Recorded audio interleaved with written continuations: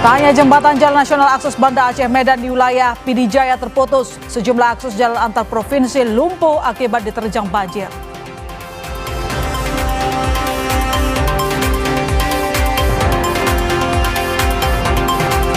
Hakim menolak eksepsi atau nota keberatan yang diajukan selebritas sekaligus terdakwa kasus peredaran narkotika Ahmad Zoni.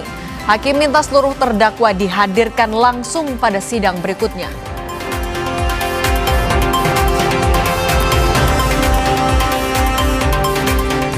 Usai ayah tiri Alvaro tewas saat proses pemeriksaan polisi, Polri ungkap ada saksi kunci di kasus kematian Alvaro.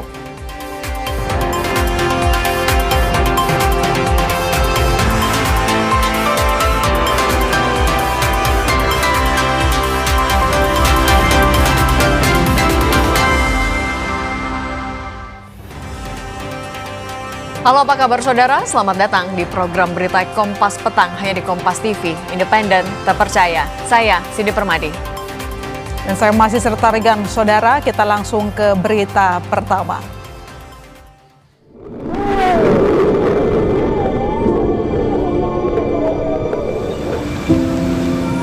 Ya Allah. Volume lumimpak kawan-kawan.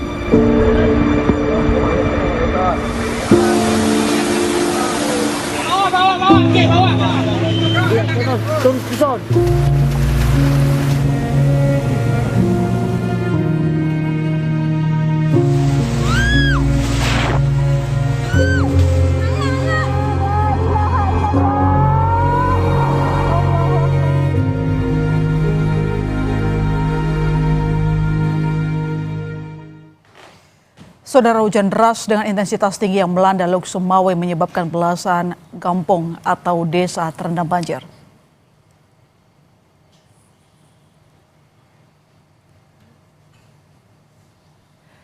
Visual udara menggambarkan banjir yang meluas dan merendam belasan desa di Lok Sumawe, Aceh. Ketinggian air yang disebabkan intensitas hujan tinggi membuat permukiman warga terendam banjir. Sebagian warga masih bertahan di rumah mereka.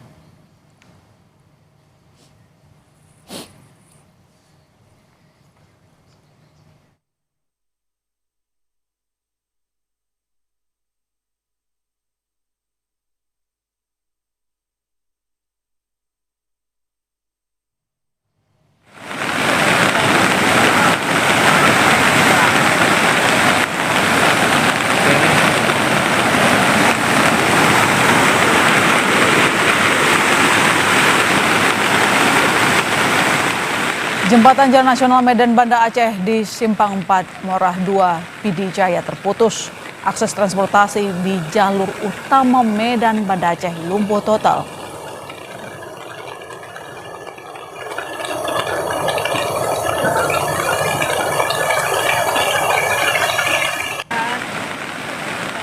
Jembatan yang selama ini menjadi akses vital lintas provinsi tidak lagi dapat dilalui kendaraan baik roda 2 maupun roda 4.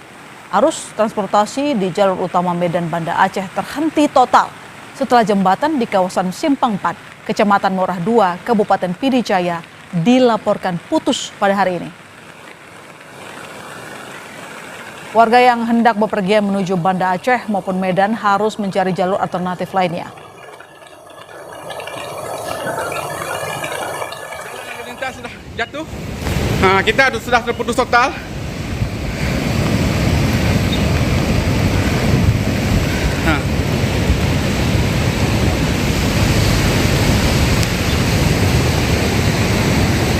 Ini dia. Banjir disertai longsor menyebabkan jalan lintas Aceh Tengah Biren terputus total. Sejumlah kendaraan terpaksa menghentikan perjalanan karena material longsor dan pohon tumbang menutup badan jalan. Jalan lintas yang menghubungkan Kabupaten Aceh Tengah dengan Kabupaten Biren terputus. Banjir yang terjadi sejak Rabu malam membuat air meluap ke badan jalan.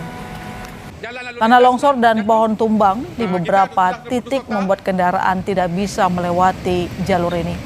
Kepolisian Aceh tengah diterjunkan untuk melakukan pengamanan dan pengaturan lalu lintas. Ini dia.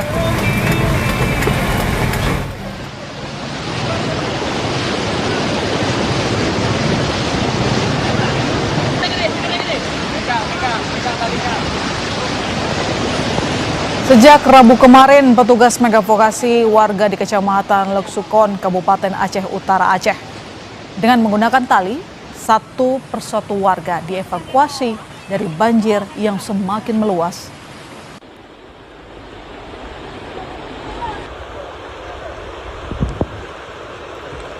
Banjir menyebabkan pusat ibu kota Kabupaten Aceh Utara di Kecamatan Leksukon lumpuh total. Ketinggian air di sejumlah permukiman rata-rata mencapai 1 meter lebih, menyebabkan warga harus dievakuasi. Sejumlah petugas polisi bersiaga di lokasi banjir untuk membantu warga serta memantau kenaikan debit air di sejumlah titik rawan.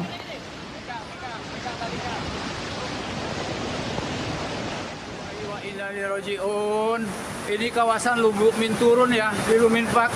Kita hari ini pada subuh ini banjir bandang menerjang Lubuk Min turun, Kecamatan Koto Tengah, Kota Padang, Sumatera Barat. Air menerjang pemukiman warga dan menghanyutkan sejumlah kendaraan. Satu warga ditemukan meninggal usai terbawa arus. Hingga saat ini, tim SAR gabungan masih mendata jumlah korban akibat peristiwa ini. Selain di Kecamatan Koto Tengah, hujan ekstrem yang melanda Kota Padang dilaporkan juga menyebabkan banjir di 2 kecamatan lainnya, Kecamatan Nanggalo dan Kecamatan Pauh.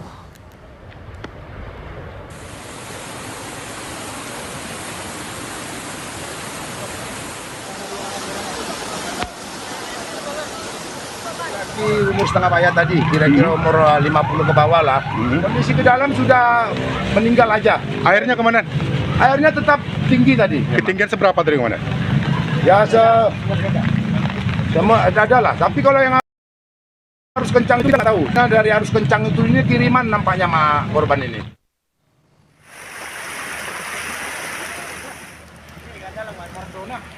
Hingga Kamis siang, banjir masih menggenangi ruas Jalan Gatot Subroto, tepatnya di kawasan Kampung Lalang, Kota Medan. Warga mengaku banjir mulai menggenangi kawasan ini sejak Kamis pagi. Selain jalan protokol yang menghubungkan Kota Medan dan Kota Binjai, banjir juga menggenangi sejumlah rumah di kawasan ini.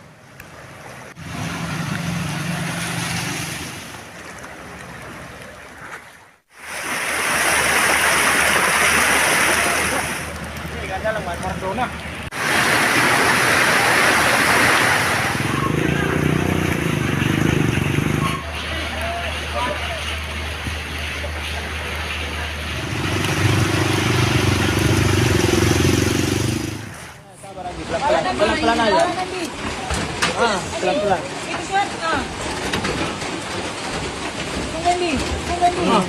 Seorang bayi dievakuasi menggunakan kontainer plastik saat banjir melanda Kabupaten Tapanuli Tengah, Sumatera Utara.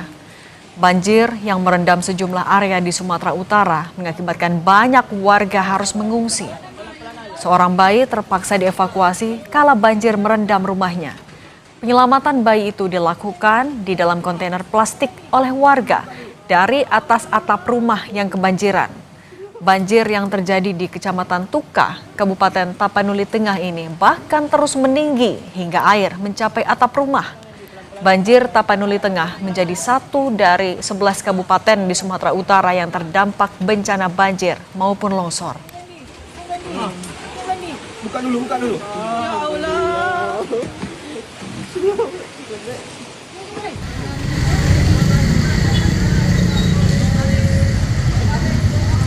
Lumpuhnya jalan lintas Medan Binjai akibat terendam banjir menyebabkan pengendara motor dari arah Binjai tujuan Medan dialihkan untuk masuk ke jalan tol dengan pengawalan polisi dan pengelola tol.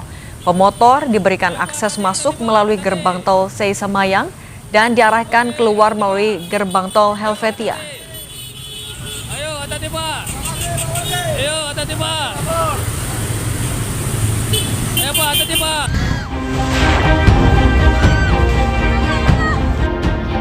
Korban luka maupun meninggal akibat banjir di Kecamatan Batang Toru, Kabupaten Tapanuli Selatan, Sumatera Utara dibawa ke Puskesmas Batang Toru. Hingga Kamis siang, data Puskesmas ada 113 warga yang luka-luka dan tengah ditangani. Puskesmas kekurangan pasokan obat-obatan akibat akses ke wilayah ini terhalang longsor. Yang meninggal 17. Nah, 17. Yang luka 113. Oke, Bu. Satu listrik, satu yang kedua obat-obatan kuat apa juga kami kewalahan. Cuma pasien-pasien yang tertangani di sini kami sudah koordinasi dengan dinas, tapi kami oper ke rumah sakit Bayangkara.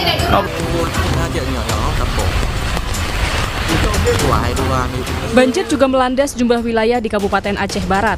Kecamatan Sungai Mas menjadi wilayah terdampak paling parah.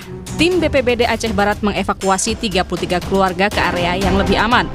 Banjir merendam permukiman warga di 4 kecamatan, termasuk Kecamatan Sungai Mas, Arongan Lambale, Woila Timur, dan Kecamatan Pante, Ciremen. Sementara itu di Padang, Sumatera Barat, jembatan Gunung Nago hancur diterjang derasnya arus sungai. Jembatan yang menghubungkan Kecamatan Kuranji dengan Kecamatan Pau ini putus. Sebelumnya warga melakukan penjagaan dan melarang pengendara untuk menyeberang di atas jembatan. Menggulung. Datangnya tiba-tiba, Pak? Tiba-tiba. Terus dihantam jembatan? Putus. Pemerintah melalui BNPB akan mengerahkan helikopter dan pesawat untuk mempercepat penanganan darurat bencana termasuk proses evakuasi korban yang terjebak banjir.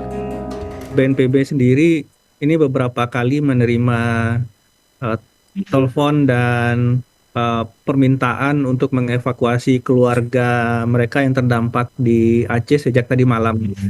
Dan memang ada beberapa kendala yang disampaikan oleh BPBD setempat terkait dengan akses dan lain-lain.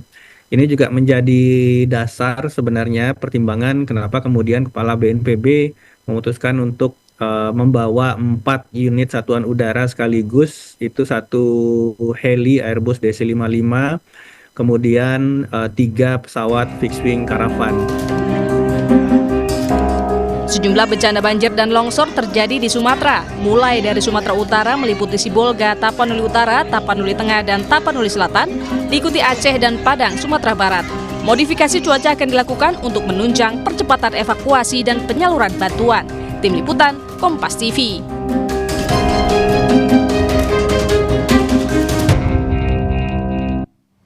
Dan untuk mengetahui kondisi terkini banjir dan longsor yang melanda sejumlah provinsi di Pulau Sumatera, kita bergabung dengan jurnalis Kompas TV, Rizka Devi di Aceh, Emir Syah Purba di Medan, Sumatera Utara. Saya ke Rizka terlebih dahulu. Rizka, seperti apa kondisi terkini di Aceh?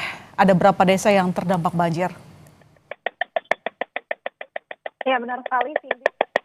Ini usai hujan deras yang mengguyur Aceh selama 3 hari terakhir ini menyebabkan hampir seluruh wilayah Aceh ini tergenang banjir, dampak banjir. Seperti pada saat saya melaporkan ini, saya melaporkan langsung dari Kota Banda Aceh, di mana ini merupakan salah satu rumah warga yang ikut tergenang banjir, dan juga ketinggian banjir ini berkisar antara 30 cm sampai dengan 50 cm, dan ini kalau bisa dilihat memang sudah mulai surut. Dari tadi pagi memang ketinggian banjir ini cukup tinggi, sehingga memang di beberapa poros kota ini juga ikut terendam, dan juga di beberapa jalan yang memang ada di poros kota ini memang ikut terkendala. Sementara kalau kita beranjak ke wilayah lain, ini ada beberapa wilayah yang memang cukup parah untuk terdampak banjirnya. Ini mulai dari Banda Aceh sampai dengan Aceh Tamiang. Ini kalau kita urutkan dari Banda Aceh, kemudian Aceh Besar, bisa Pidi, kemudian Pidi Jaya, Biren, Aceh Utara, Luk Sumawe, Aceh Timur, Langsa, dan juga Aceh Tamiang. Dan juga ada 2 wilayah lainnya yang memang banjir disertai dengan tanah longsor, yakni Benar Meriah dan juga Takengon. Nah, untuk beberapa data sementara yang kami peroleh dari BPBD setempat ini ada 23, dari BPBA, dari 23 kabupaten kota yang ada di Provinsi Aceh. Saat ini memang ada 119 ribu jiwa yang memang terdampak, dan juga ada dari 33.817 KK. Dan pengungsi yang terdata ini ada 20.000 jiwa sampai dengan dari 6.000 KK, dan juga untuk korban yang meninggal, hilang, dan masih dengan kerusakan ringan untuk rumah dan juga bangunan-bangunan lain ini masih dalam tahap pendataan. Sementara untuk beberapa daerah yang memang tergolong cukup parah terdampak banjirnya ini ada di wilayah Pidi, ini ada 7.000 jiwa, 7.585 jiwa yang memang terdampak, dan juga di Aceh Timur di Aceh Tamiang dan juga di Aceh Utara. Sementara untuk proses evakuasi ini memang sudah mulai dilakukan sedari kemarin, dan juga proses evakuasi ini melibatkan tim gabungan mulai dari BPBA, kemudian BPBD, dan Basarnas, TNI Polri, beserta juga dibantu oleh relawan, baik mahasiswa maupun komunitas-komunitas lain, beserta dengan warga. Dan juga kita akan update informasi terbaru terkait dengan perkembangan banjir di Aceh. Cindy. Baik, terima kasih Rizka. Dari Aceh kita sekarang bergeser ke Emir Syah di Medan, Sumatera Utara, Saudara. Emir, apakah warga terdampak sudah dapat ditangani? Ada berapa rumah warga yang mengalami kerusakan?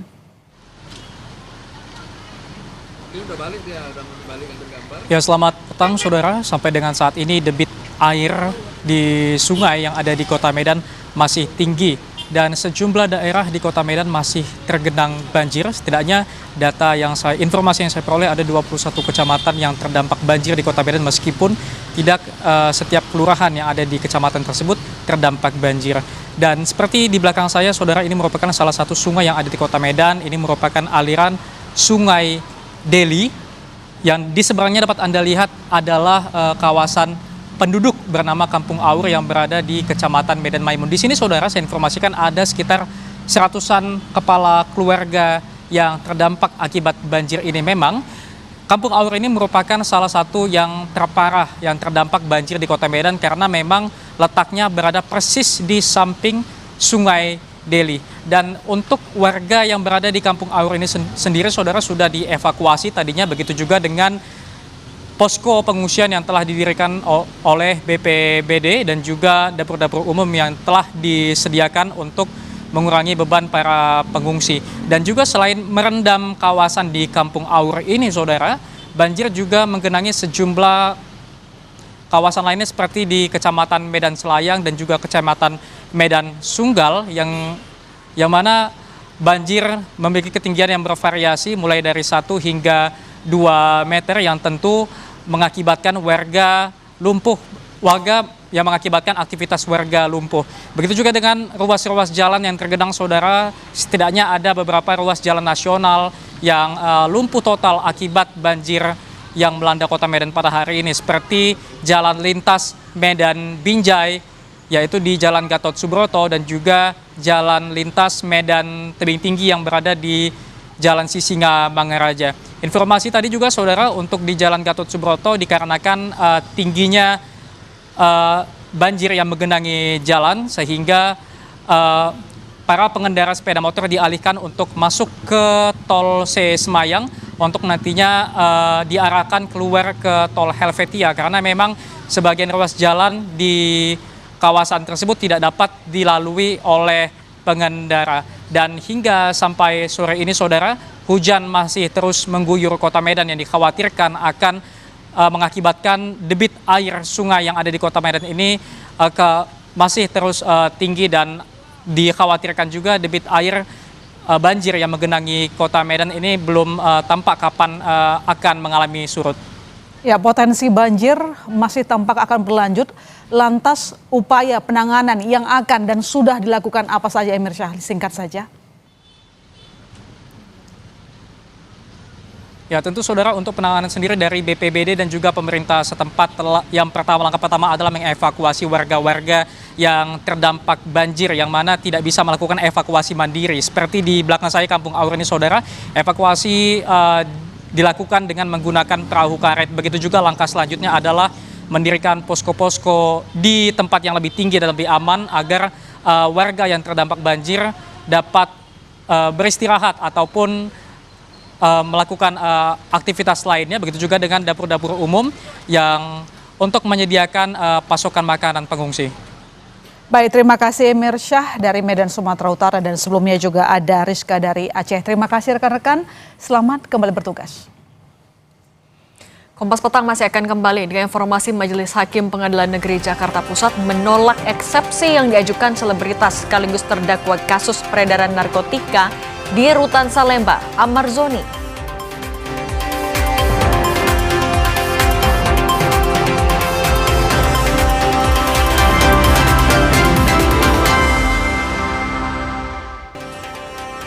Saudara, Majelis Hakim Pengadilan Negeri Jakarta Pusat menolak eksepsi atau nota keberatan yang diajukan selebritas sekaligus terdakwa kasus peredaran narkotika di Rutan Salemba, Ahmad Zoni.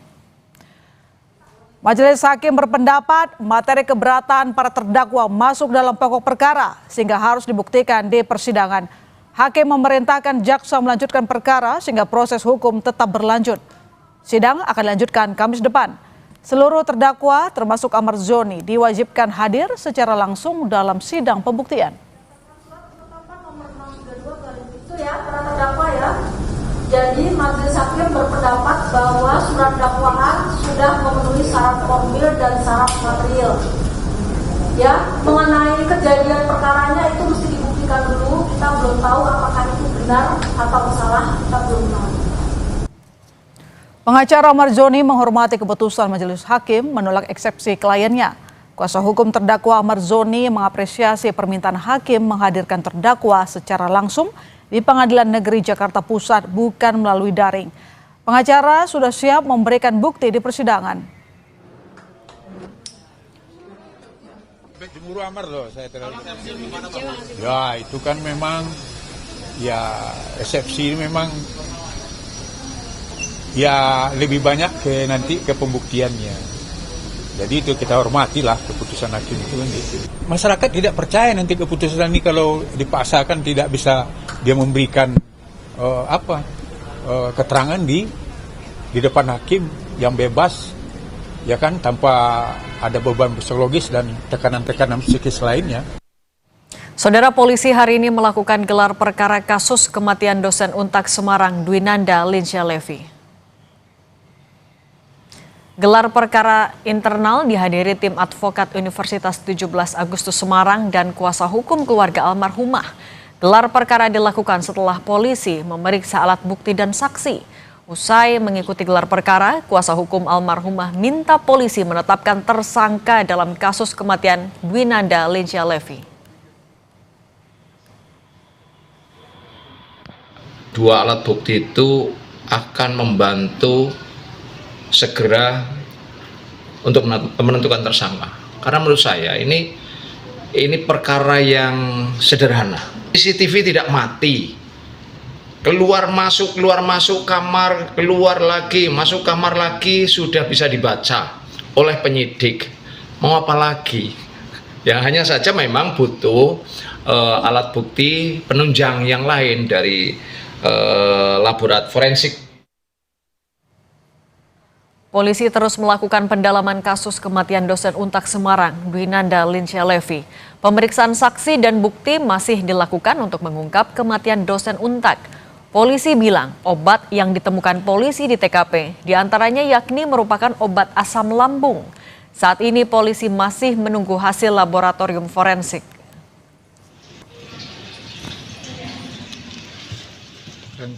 Didalami. Ya kalau menurut saya sih ada obat asam lambung ya. Tapi juga ada beberapa obat lain yang kami juga belum tahu. Maka kami juga kirimkan ke lapor itu.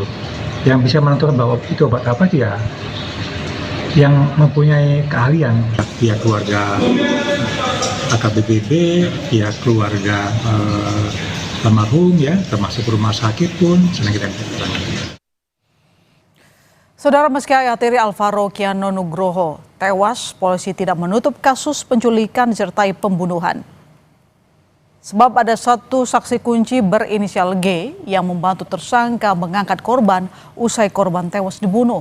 Penyidik masih mendalami keterlibatan saksi kunci tersebut. Hingga kini polisi masih menunggu kesaksian Ibu Alvaro yang belum bisa dimintai keterangan karena syok dengan kematian Alvaro yang hilang selama 8 bulan dan belakangan diketahui ayah tirinya lah yang menjadi pelaku pembunuhan, namun tersangka tewas bunuh diri. Saksi kunci juga berinisial G itu membantu dia untuk mencari lagi mengangkat mayat yang tadi, tapi dia bilang bahwa yang di dalam kantong plastik itu adalah bangkai anjing. Sampai saat ini kami masih melakukan pendalaman sampai di mana dia terlibat dalam kasus ini. Tapi untuk sementara kami yang memutuskan untuk menjadi tersangka adalah si ayah tirinya, AI itu sendiri. Kini publik menanti bagaimana kelanjutan kasus kematian Alvaro usai ayah tiri korban yang sudah ditetapkan sebagai tersangka tewas karena bunuh diri saat berada di ruang konseling Polres Jakarta Selatan. Kita bahas bersama psikolog forensik Reza Indragiri. Selamat petang, Mas Reza. Selamat petang. Ya, Mas Reza, teman baru ada satu saksi kunci berinisial G yang katanya membantu tersangka mengangkat korban usai korban tewas dibunuh. Apakah ini bisa melanjutkan pengungkapan kasus kematian Alvaro? Saya tidak paham sebetulnya apa yang dimaknai dengan saksi kunci di situ. Kalau tadi saya simak narasinya bahwa yang bersangkutan berasumsi isi kantong itu adalah potongan daging anjing. Saya tidak membayangkan itu merupakan sebuah peristiwa pidana kalau narasinya sedemikian rupa. Jadi terus terang saya tidak bisa memahami apa sesungguhnya kedudukan orang yang satu ini sehingga oleh pihak kepolisian disebut sebagai saksi kunci. Tapi pihak kepolisian mengatakan akan terus melanjutkan penyidikan. Sementara kita ketahui tersangka baru ayah tiri Alvaro yang diketahui bunuh diri. Masihkah ini bisa dilanjutkan? Pertanyaan itu menjadi relevan. Sayangnya di Indonesia hukum kita tidak mengenal yang namanya proses pertanggungjawaban pidana terhadap orang yang sudah tidak ada, terhadap orang yang sudah meninggal dunia. Berbeda dengan sejumlah negara dalam catatan sejarah diketahui adanya posthumous trial, persidangan terhadap pelaku kejahatan yang sudah meninggal dunia. Memang ini sebuah cara simbolik menunjukkan bahwa negara tidak pernah berhenti memburu pelaku kejahatan hingga ke liang lahat. Alhasil, kalau kita berfokus mata-mata berbincang tentang sosok Alex, kalau tidak salah namanya, yang merupakan ayah tiri dari almarhum Alvaro, maka praktis kasus hukumnya sudah selesai. Tidak bisa seandainya pihak kepolisian mengendus bahwa meninggalnya almarhum Alvaro diakibatkan oleh kerja jahat sejumlah orang. Kalau sejumlah orang, maka masuk akal polisi terus melakukan investigasi untuk mencari tahu dan meminta pertanggungjawaban hukum terhadap orang-orang selain Alex yang dianggap sudah mengakibatkan terjadinya peristiwa penyidikan ini. Lantas bagaimana dengan konstruksi hukumnya? Kita sedikit memperjelas ya, Mas Reza. Dalam pasal 77 KUHP disebutkan kewenangan menuntut pidana hapus jika tertuduh meninggal dunia. Sementara dalam kasus ini kita lihat pihak kepolisian mengatakan masih akan melanjutkan proses hukum. Bagaimana kita mengambil benang merah konstruksinya nanti? Itu tadi saya katakan, kalau kita sebatas berbincang tentang proses pidana terhadap Alex, yang hari ini dinyatakan oleh pihak kepolisian sudah meninggal akibat bunuh diri, maka praktis kita hanya bisa gigit jari. Tidak ada proses pertanggungjawaban hukum yang bisa kita tegakkan terhadap orang tersebut. Meskipun ada saksi kunci G-nya, Mas Reza? Tepat, kita tidak bisa menyeret orang yang sudah meninggal dunia ke ruang persidangan. Itu yang terjadi di Indonesia.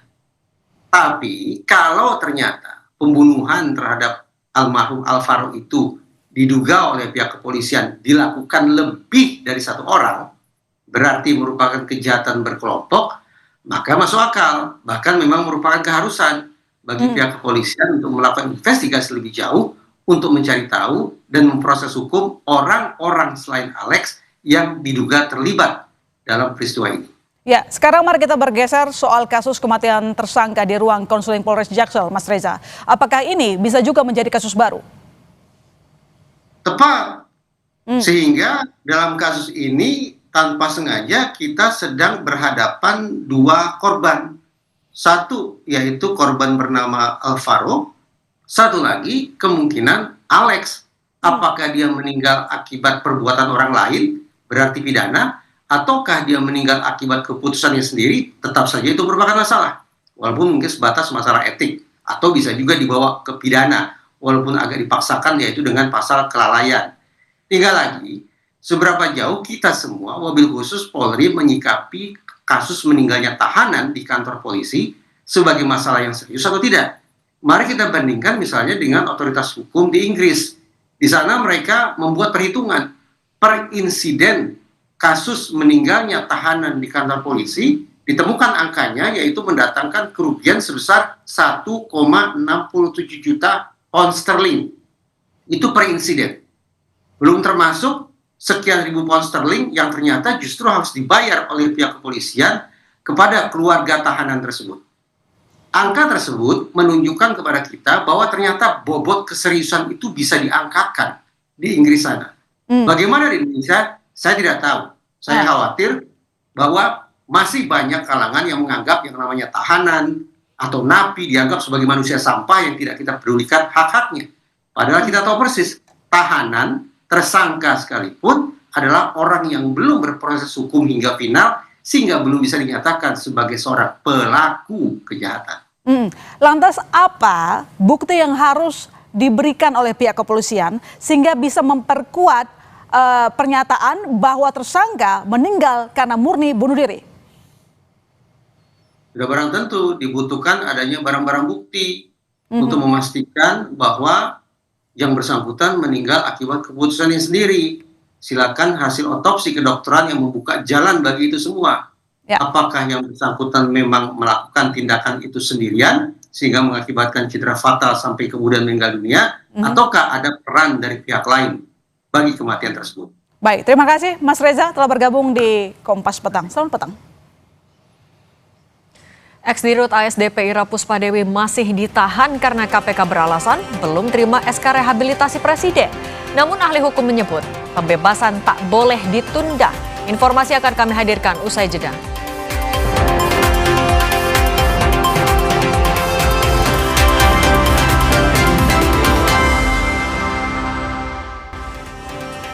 Kompas Petang kami lanjutkan bersama saya Cindy Permade. Saudara, hingga Rabu malam, KPK belum bisa membebaskan mantan Dirut PT ASDP Ira Puspadewi dan 2 terdakwa lainnya dari rutan KPK. Juru bicara KPK Budi Prasetyo bilang pihaknya belum menerima surat keputusan rehabilitasi yang ditandatangani Presiden Prabowo. Salinan SK itu jadi dasar dari proses pembebasan Ira dan 2 terdakwa lain. Sampai saat ini KPK masih menunggu surat keputusan rehabilitasi dari Presiden sebagai dasar untuk tindak lanjut yang KPK harus lakukan terkait dengan para pihak yang sudah ditetapkan sebagai tersangka, kemudian sudah di persidangan dan sudah diputus bersalah ya pada tanggal 20 November kemarin, yang saat ini para pihak masih di rutan KPK. Kalau memang surat keputusan rehabilitasi itu sudah kami terima, untuk kemudian sebagai dasar KPK menindaklanjuti ya, apakah kemudian mengeluarkan pihak-pihak yang sudah yang sedang ditahan saat ini.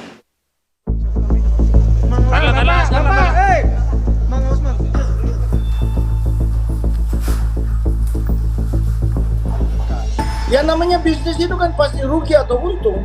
Gak ada bisnis untuk pulang pokok kan.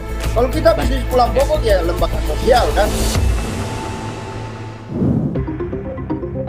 Kasus dugaan korupsi kerjasama usaha KSU dan akuisisi PT Jembatan Nusantara oleh PT ASDP tahun 2019-2022 menuai sorotan publik hingga berbuah pada pemberian rehabilitasi kepada 3 terdakwa, yakni ex-direktur utama PT ASDP Ira Puspadewi, ex-direktur komersial dan pelayanan PT ASDP Muhammad Yusuf Hadi, dan ex-direktur perencanaan dan pengembangan PT ASDP Hari Muhammad Adi Caksono. Salah satu yang menjadi sorotan publik, ketiga terdakwa terbukti tidak menerima aliran uang dalam kasus tersebut, namun tetap dinilai bersalah karena dalam mengakuisisi PT Jembatan Nusantara ditemukan keputusan yang berakibat merugikan keuangan negara. Akuisisi ini tidak hanya soal akuisisi atas aset kapal saja, sehingga termasuk selain aset juga atas kewajiban atau hutang-hutang yang masih melekat, yang masih menjadi tanggungan PTJN. Maka atas tunggakan PTJN tersebut, maka kemudian juga menjadi tanggungan dari PT ASDP. Ya. Bahkan di konstruksi awalnya kita juga ketahui dari fakta-fakta yang juga sudah muncul di persidangan, bahwa ada peraturan yang sengaja diubah ya supaya kerjasama akuisisi antara PT JN dengan PT ASDP ini bisa dilakukan ya dengan melakukan akuisisi atas kapal yang sudah berusia tua tersebut. Namun, alasan KPK soal kerugian negara yang ditimbulkan akibat akuisisi tersebut oleh anggota Komisi 3 DPR fraksi Golkar Sudesson Tandra dinilai tidak tepat karena keputusan Dirut mengakuisisi sebuah perusahaan sudah sesuai prosedur dan pertimbangan dari lembaga terkait. Saya sebagai anggota Komisi 3 DPR ini juga memberikan suatu perhatian khususnya kepada aparat penegak hukum untuk berhati-hati, jangan gegabah. Ya, kenapa? Kerugian negara ini kan melihat suatu fakta sesungguhnya di situ. Ya, seharusnya begini. Kalau yang tadi Bang Todung sampaikan itu, ya, sebelum diakuisisi kan pasti ada namanya RUPS. Sebelum RUPS tentu ada penilaian, ada sebuah, dan itu kan tidak dikerjakan oleh direktur utama, tetapi ada lembaga-lembaga tertentu. Nah, kalau itu semua sudah sesuai prosedur dan sudah diambil suatu tindakan. Ya namanya bisnis itu kan pasti rugi atau untung. Gak ada bisnis untuk pulang pokok kan. Kalau kita bisnis pulang pokok ya lembaga sosial kan. Kira-kira demikian. Kini, usai diumumkannya pemberian rehabilitasi ketiga terdakwa oleh Presiden Prabowo, tokoh HAM dan anti korupsi Todung Mulya Lubis mendesak KPK agar tidak menunda-nunda pembebasan Ira Puspadewi dan kawan-kawan dengan dalih administratif. Justice delayed, justice denied. Ya, jadi keadilan yang ditunda itu adalah penolakan terhadap keadilan. Jadi ya seharusnya ya dia sudah harus bebas dan dia bisa kembali mengerjakan tugasnya seperti sedia kala. Nah itu yang mesti dilakukan. Kalau misalnya kita nanti bilang, oh ini ada prosedur yang mesti ditempuh, mesti ada begini segala macam. Menurut saya itu yang disebut justice delayed, justice denied itu. Jadi ini ya tidak sesuai dengan apa ya cita rasa keadilan itu sendiri. Bayangkan ya, dia kan sudah ditahan beberapa bulan ya di rumah tahanan KPK. Nah, dia mendapat kepres rehabilitasi dari Presiden Prabowo. Ya seharusnya itu dilaksanakan ya langsung, tidak usah menunda-nunda. Jadi ya ini prinsipnya, karena pengadilan itu juga akan harus cepat, murah dan sederhana. Dugaan kasus korupsi Ira Puspadewi mendapat sorotan dari masyarakat. Di media sosial, beragam dukungan muncul. Narasi yang dimunculkan pengguna medsos adalah kasus Ira disebut mirip seperti Tom Lembong. Mantan Dirut ASDP tidak ambil uang sepeser pun, tapi dianggap merugikan negara hingga 1,25 triliun rupiah. Tim Liputan Kompas TV.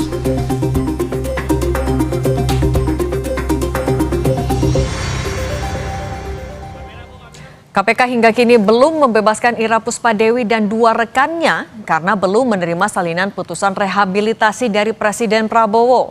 Usai diumumkannya rehabilitasi ketiga terdakwa, kini kinerja KPK dalam memproses kasus korupsi PT ASDP dipertanyakan.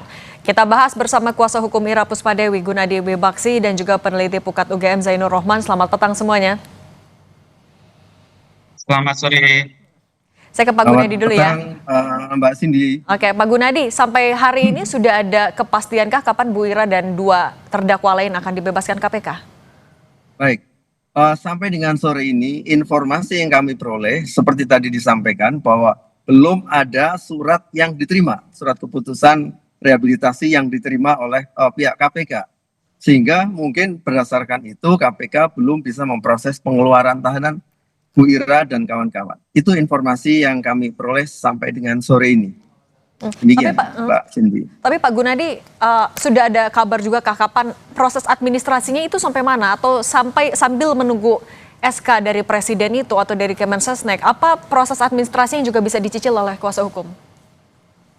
Kami sebagai penasihat hukum, kuasa hukum, tidak memproses apapun karena ini adalah kewenangan pemerintah, dalam hal ini Bapak Presiden, kemungkinan Kementerian Sekretaris Negara, kemudian Kementerian Kumham, dan pihak KPK.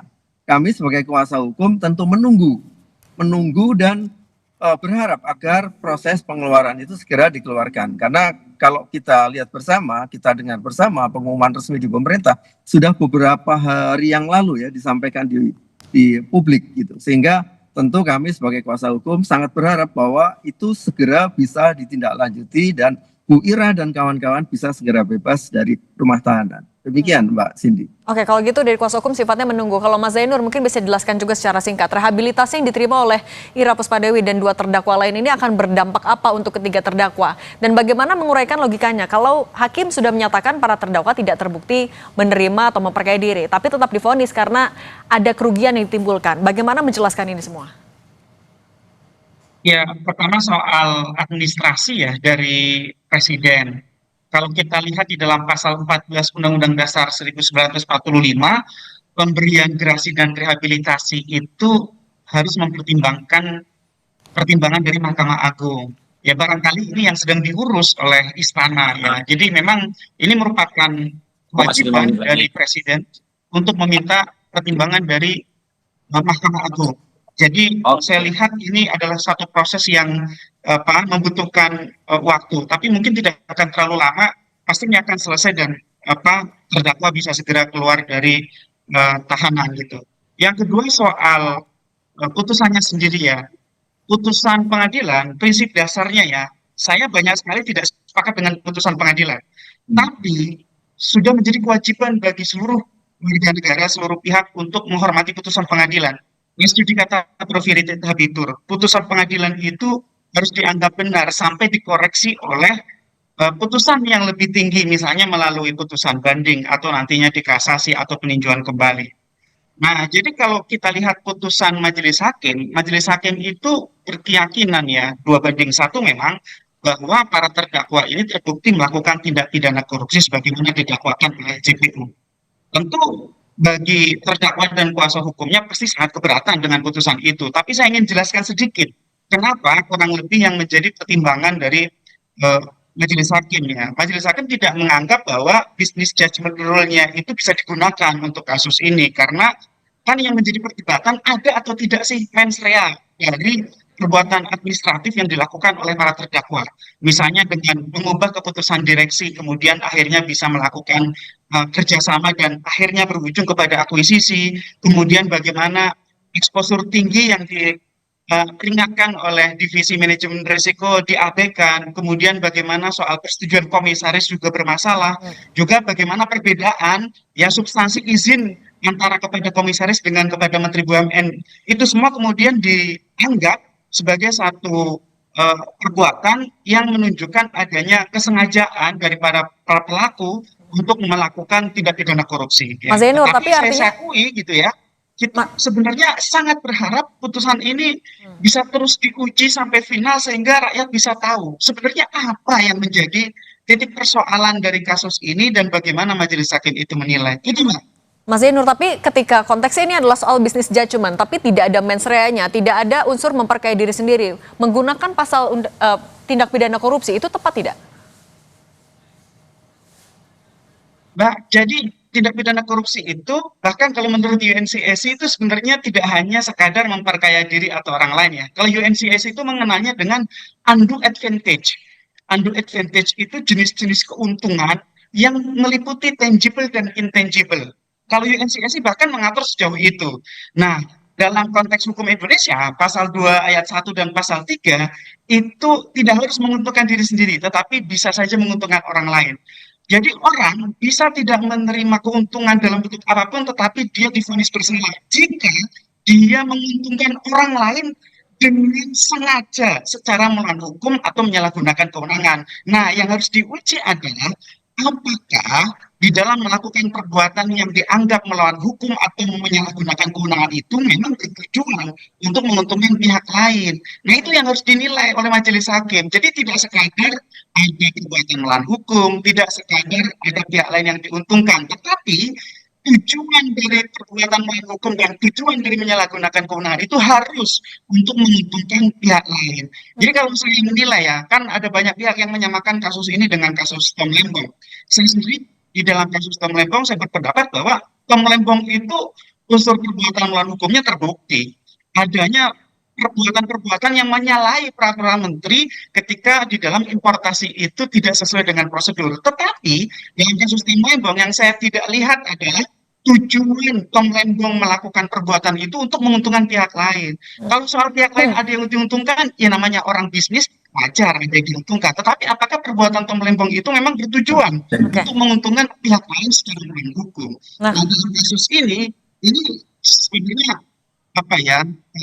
Saya tidak merekomendasikan Presiden terus-menerus menggunakan pendekatan kewenangan rehabilitasi, gerasi, amnesti, abolisi, kewenangan-kewenangan prerogatif yang memang itu yang dimiliki oleh Presiden. Kenapa? Karena ini menunjukkan adanya problem dalam penegakan hukum. Justru yang harus diselesaikan oleh level Presiden adalah legal reformnya, memperbaiki undang-undang tipikor, memperbaiki aparat penegak hukum, memperbaiki dunia penegakan hukum secara umum. Kejelasan hukumnya itu juga yang harus diperbaiki. Urusan yudikatif itu cukup berbahaya. Nah kalau dari Pak Gunadi, KPK beralasan belum menerima salinan SK rehabilitasinya, makanya belum bisa membebaskan Bu Ira dan 2 terdakwa lain. Tapi kalau kemarin seorang advokat senior Todung Mulya Lubis bilang pembebasan tidak boleh ditunda dengan alasan apapun. Kalau Anda meresponsnya seperti apa? Ya, tentu kami sependapat dengan Bang Todung Mulya Lubis.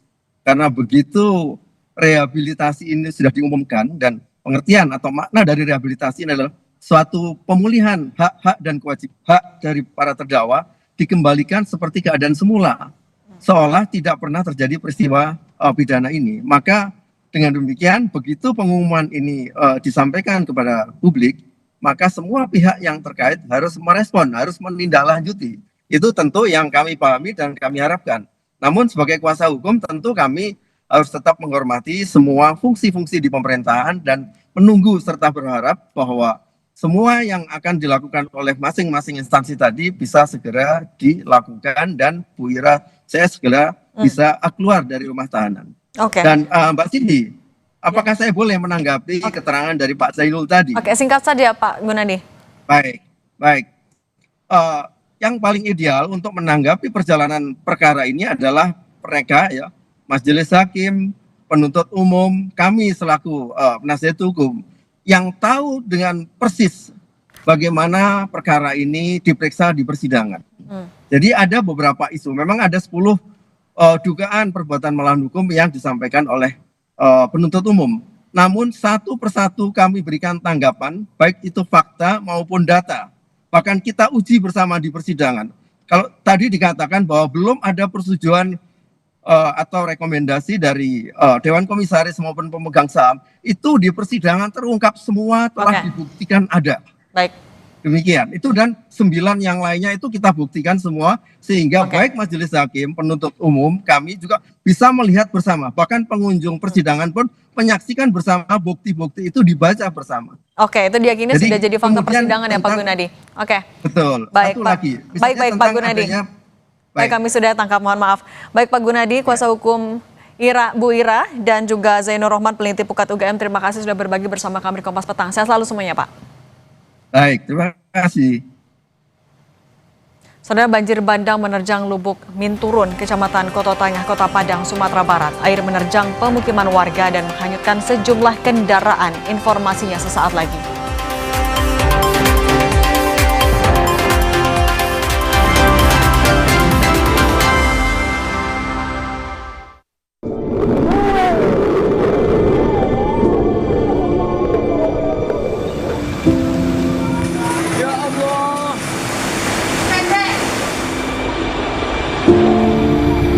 Numimpak kawan-kawan. Bawa.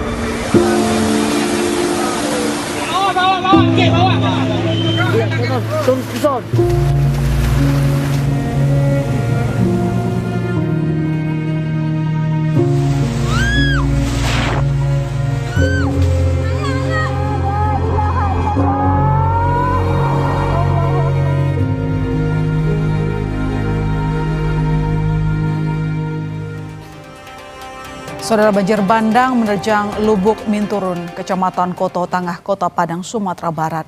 Air menerjang pemukiman warga dan menghanyutkan sejumlah kendaraan. Innalillahi wa inna ilaihi raji'un. Ini kawasan Lubuk Minturun ya, di Luminpak. kita hari ini pada subuh ini hanyut mobil. Ya Allah, ya Allah, ya Rob. Ya Allah. Satu warga ditemukan meninggal usai terbawa arus. Hingga saat ini, tim SAR gabungan masih mendata jumlah korban akibat peristiwa ini. Selain di Kecamatan Koto Tangah, hujan ekstrim yang melanda Kota Padang dilaporkan juga menyebabkan banjir di 2 kecamatan lainnya, Kecamatan Nanggalo dan Kecamatan Pauh. Umur setengah bayar tadi, kira-kira umur 50 ke bawah lah. Kondisi ke dalam sudah meninggal aja. Airnya kemana? Airnya tetap tinggi tadi. Ketinggian seberapa tadi kemana? Ya sama ada lah. Tapi kalau yang arus kencang itu kita nggak tahu. Soalnya dari arus kencang itu ini kiriman nampaknya sama korban ini. Pelan-pelan aja. Pelan-pelan.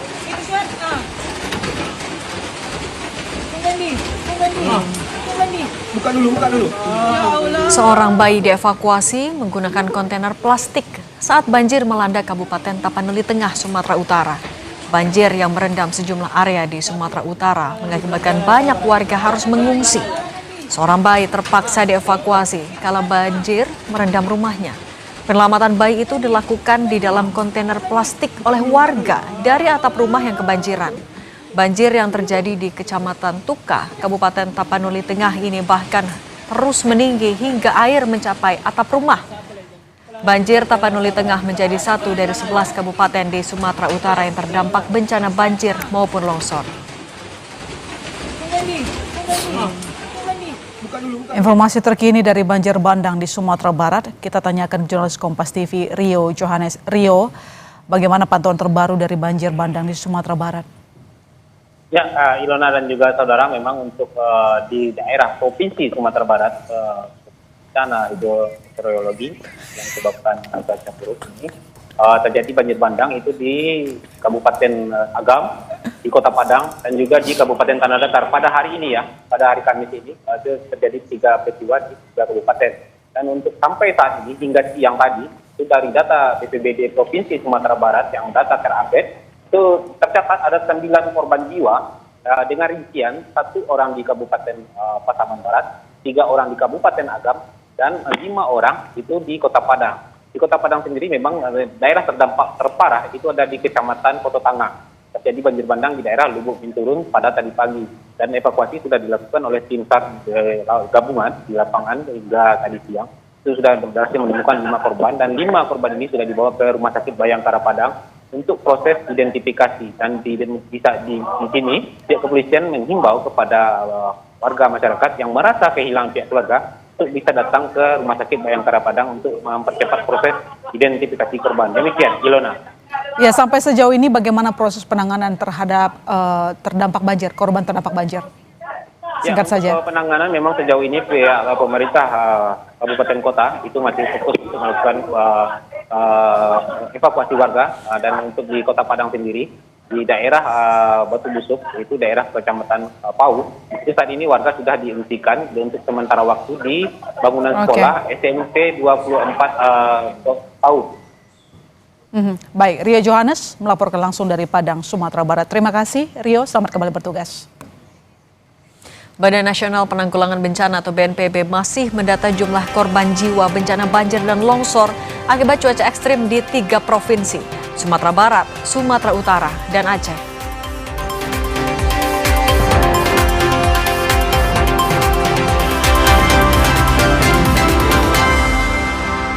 Anda kembali menyaksikan Kompas Petang. Saudara, pemerintah hari ini menggelar rapat koordinasi penanganan bencana di 3 provinsi.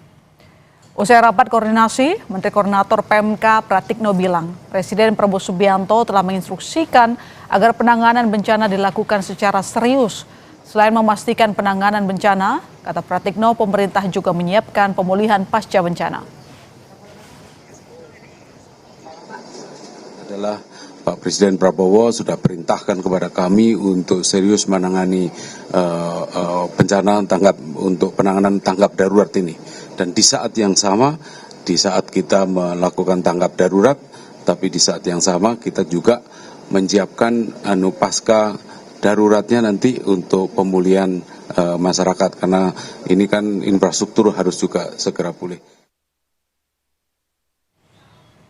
Penanganan bencana terus dilakukan pemerintah, salah satunya di Tapanuli Tengah. Untuk mengetahui perkembangan penanganan bencana di Tapanuli Tengah, sudah bergabung Bupati Tapanuli Tengah Masinton Pasaribu. Bang Masinton, selamat petang.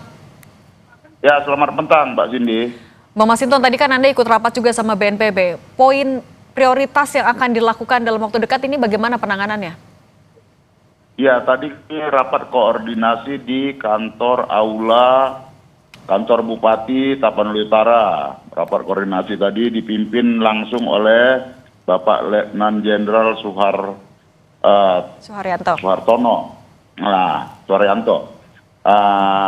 Bersama Bupati Tapanuli Utara, Pak Jontari Parhuta Barat, Bupati Tapanuli Tengah, dan Piajum, Gubernur Sumatera Utara, dan seluruh jajaran penanggulangan bencana.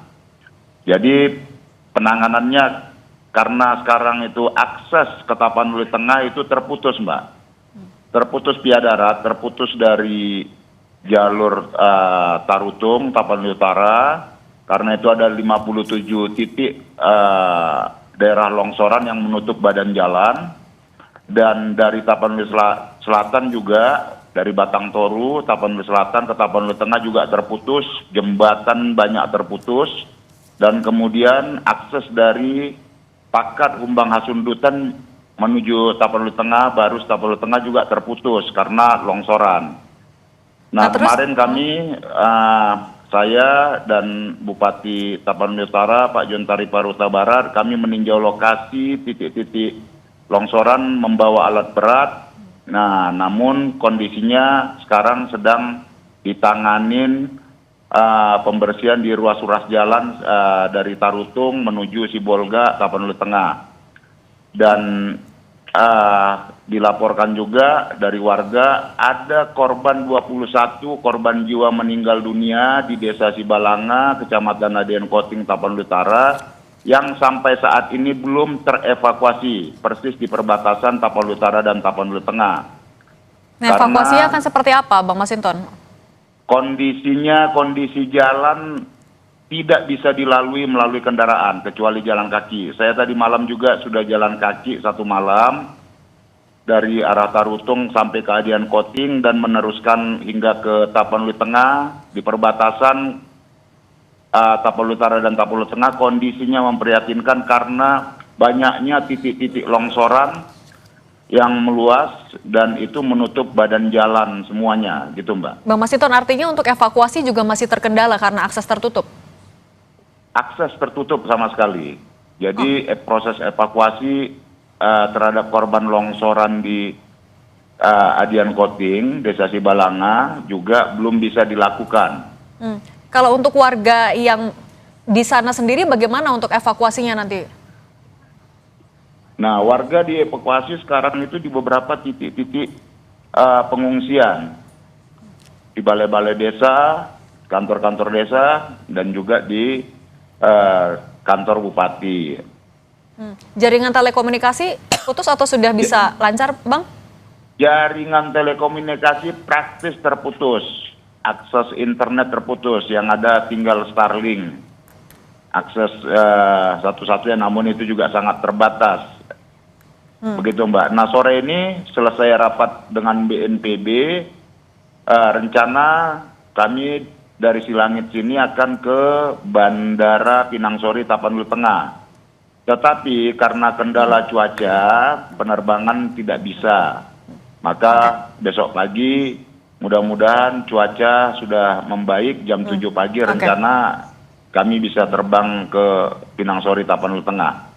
Oke, Bang Masinton mau konfirmasi lagi kalau untuk di Tapanuli Tengah jumlah korban meninggal dunia sampai sore ini berapa, Bang?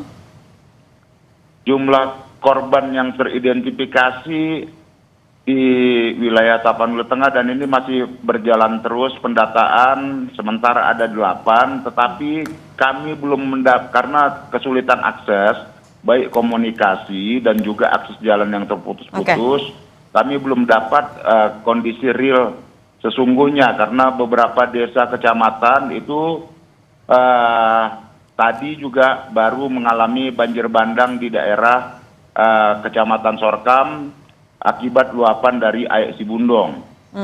Begitu Mbak. Oke, baik. Bang Masinton Pasaribu, terima kasih sudah berbagi bersama kami di Kompas Petang. Saya selalu, Bang. Ya, terima kasih Mbak Cindy dan Kompas TV, terima kasih.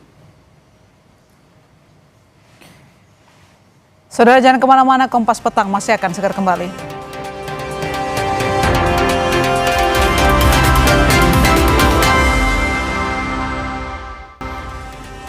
Saudara, tak hanya bantu mengurangi sampah, program Bank Sampah Dinas Lingkungan Hidup Pemprov DKI Jakarta juga membantu perekonomian dan meningkatkan kreativitas warga.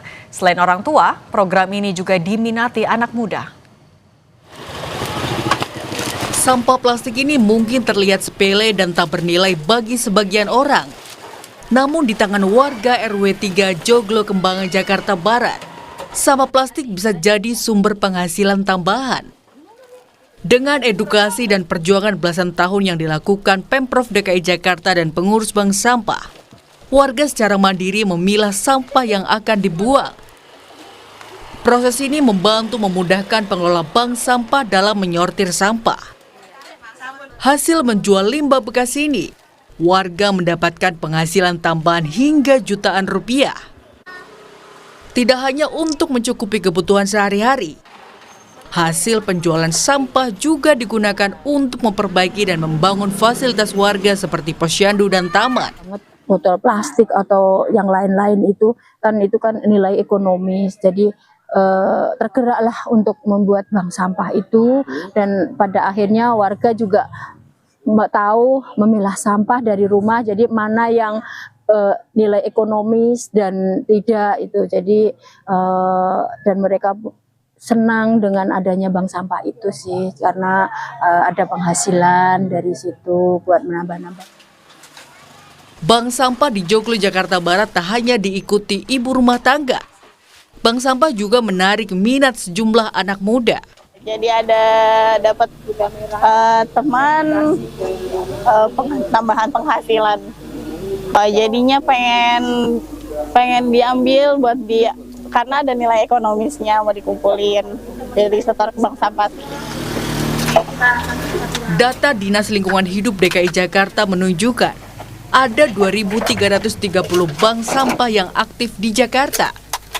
Bank sampah ini berdampak besar dalam pengurangan debit sampah di Jakarta tanpa harus dibuang ke tempat pembuangan sampah di Bantar Gebang. Terhitung pada tahun 2024, 9.757 ton sampah berkurang berkat aktifnya bank sampah.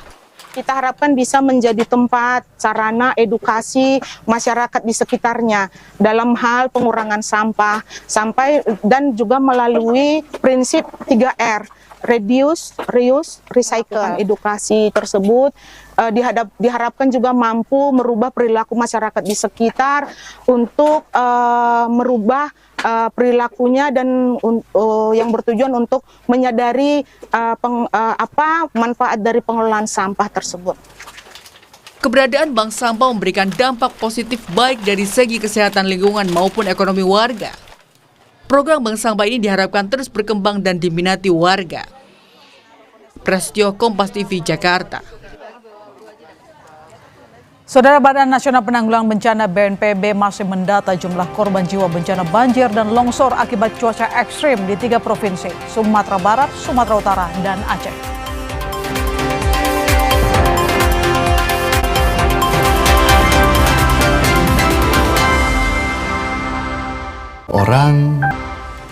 Saudara, penanganan bencana banjir di Sumatera Utara, Sumatera Barat, dan Aceh dilakukan. BNPB mengutamakan pembukaan jalur darat yang tertutup material longsor. Kepala Badan Nasional Penanggulangan Bencana BNPB Lejen TNI Soeharyanto menyampaikan korban jiwa bencana banjir dan longsor akibat cuaca ekstrim di 3 provinsi, Sumatera Barat, Sumatera Utara, dan Aceh masih didata. Di setiap provinsi tercatat lebih dari 10 kabupaten kota yang terdampak. Datanya masih terus dinamis, ya. Tapi paling tidak di setiap provinsi lebih dari 10 kabupaten kota yang terdampak. Puluhan yang menjadi korban jiwa, masih dalam hitungan terkait dengan infrastruktur, rumah masyarakat, kerugian material, semuanya masih dihitung. Kemudian ada beberapa langkah yang dilakukan, ya. Yang pertama, ini karena khusus di Aceh, di Sumatera Utara, ini jalur transportasi jalur komunikasi ini belum lancar. Sehingga itu dulu yang harus dipastikan bisa kembali normal. Kami tutup Kompas Petang hari ini, saya Cindy Permadi. Dan saya mahasiswa Tarigan, sampai jumpa.